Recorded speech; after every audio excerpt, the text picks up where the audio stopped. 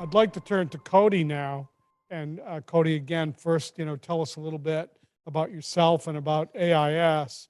But then in your case, where you are a partner, a service provider, kind of bring it up a level and tell us about your experience with your customers, and how you get engaged with them, why they might talk to you, where they are, how do you help get them unstuck?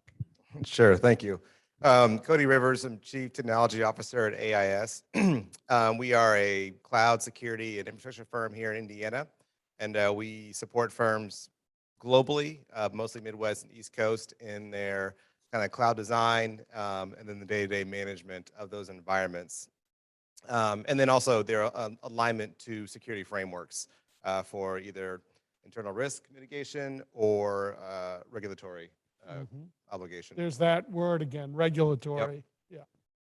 So tell us about, what your typical kind of client getting them off the mark experience is like. Yeah, so it's great. And I want to mention too, that blue blazer, I almost wore it today. And then I'm walking out and talking to Darcy, and I was like, I should wear the blue blazer today. And then I got here, didn't. I opted for the. At least you have a picture. You have photo documentation. Yeah, so I almost wore that today. It's very, very nice.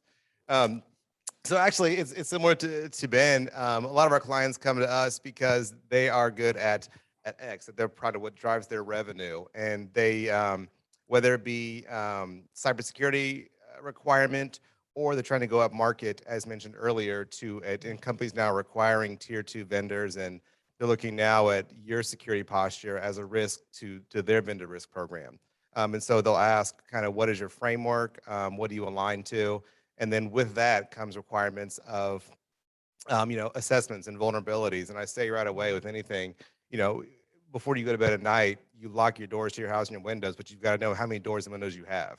And so this is kind of that first step as far as, what do I have out there? What's vulnerable? And really, without this piece, you really can't be sure that you've locked the doors and done a fundamental security review.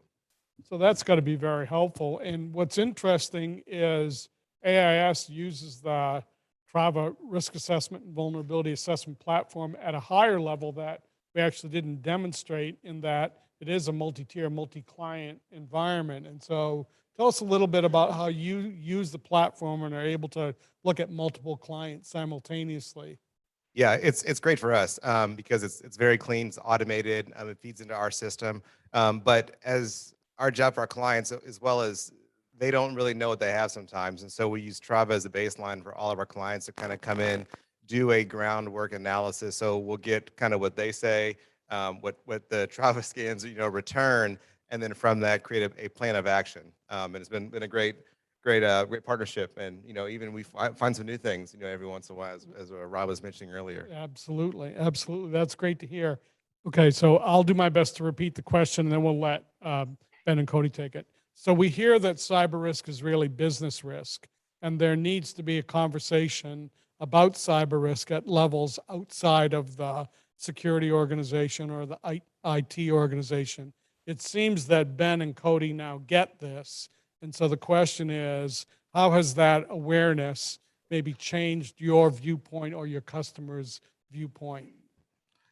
So as an example, I always say SOC 2 because it's a popular framework, but anyone who's done SOC 2 or been involved realize, like, it's not just IT, it's HR, it's finance, it's executive, because IT is kind of the medium in which they move, but the actor can be on any side. So your CFO can execute a wire for something. He may have gotten the email via IT, but no IT was required for him to execute a wire or to elicit a transaction.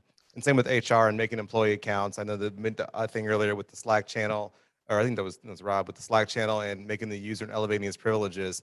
Those aren't IT people typically. So that's why IT is kind of medium. Right. Ben, what do you think about the cyber risk management, or cyber risk as business risk? I think I have always approached them as synonymous. So I'm curious where the questioner is coming from. If there's and I'm fortunate enough to have an organization where it's it's easy to communicate a direct line from Very cyber good risk point. to Yep. the rest of the executive team. So if you're coming from a place where there's more resistance there, I don't know exactly what to say. But we or certainly think of it. larger, Yeah. larger organizations where cyber risk is seen as a IT only issue, IT only problem. Exactly. We talked earlier, um, not to get off topic, but just to raise awareness a little bit.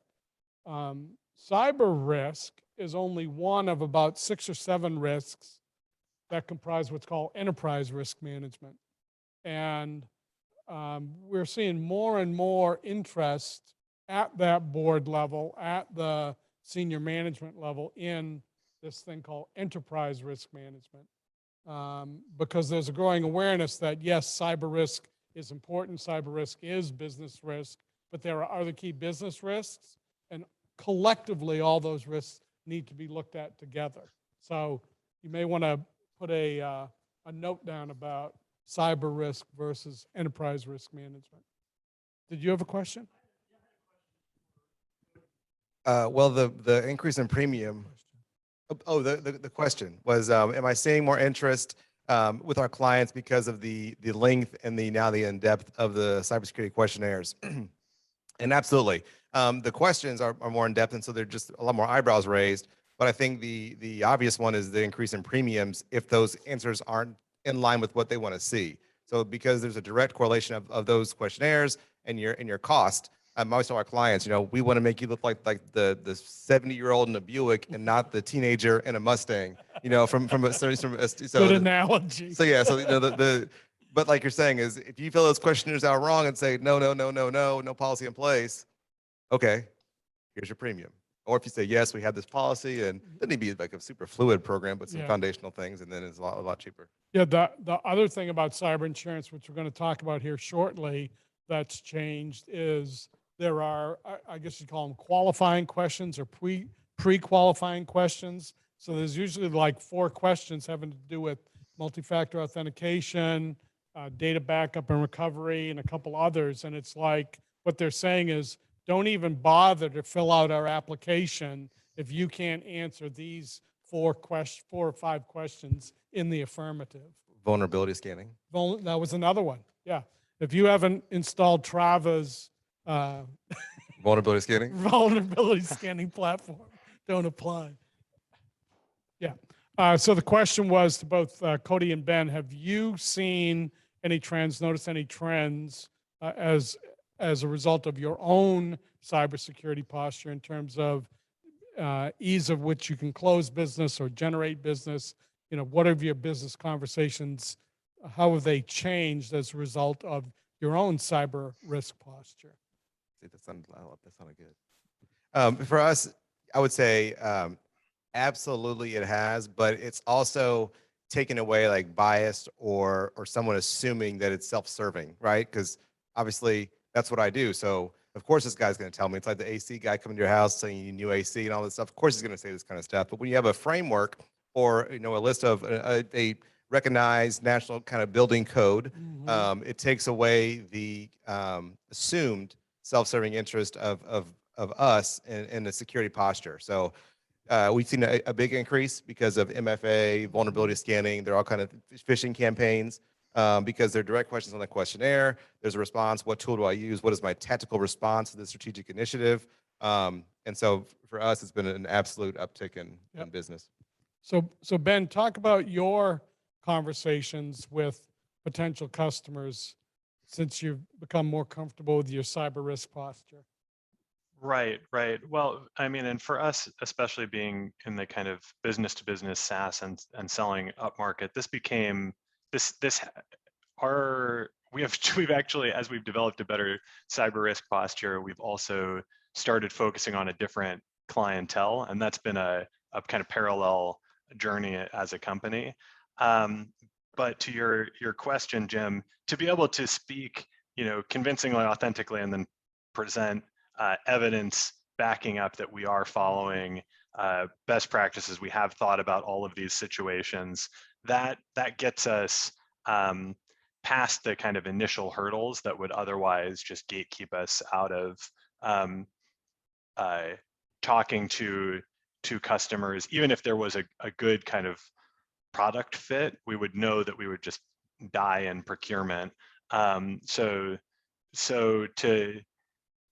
I would say being conversant in these areas gets us Mhm. a long way, and then having the receipts to back it up seals the deal. That's great. That's great.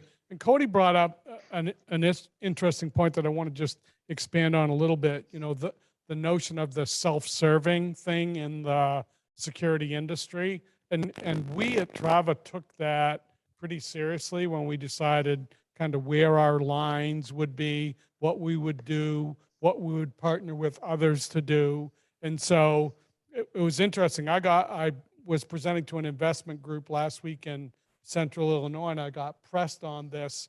And the accusation was, all of these antivirus companies, they were actually writing all the viruses in order to sell more antivirus software. And I didn't punch the person out or anything, but I tried to calmly explain that our job is to hold up a mirror. Our job is just to report results, and then we partner with AIS, other partners, et cetera, to act, or, the company itself goes ahead and fixes it. So, to Connie's question earlier about, challenges and barriers to get small businesses off the mark, we shouldn't ignore this kind of suspicion out there that there is, like a conflict of interest or whatever. And so we, as vendors in this space, have to always be aware to steer clear of even a hint of that. Yeah, and I would add to that. So that's why, again, it's why all of our clients use Trava. But from that standpoint, is because the initiative is, I'm trying to go up market into larger enterprise companies, and so they have more mature vendor risk programs. So the first thing they send you is a questionnaire similar to the cybersecurity insurance questionnaire. And if you have the report or your SOC 2, it's a report that's third party audited. I keep saying that word because it's a common framework, but there's NIST or CMMC. Yeah, I mean, those things are kind of like, again, a technical response to those frameworks.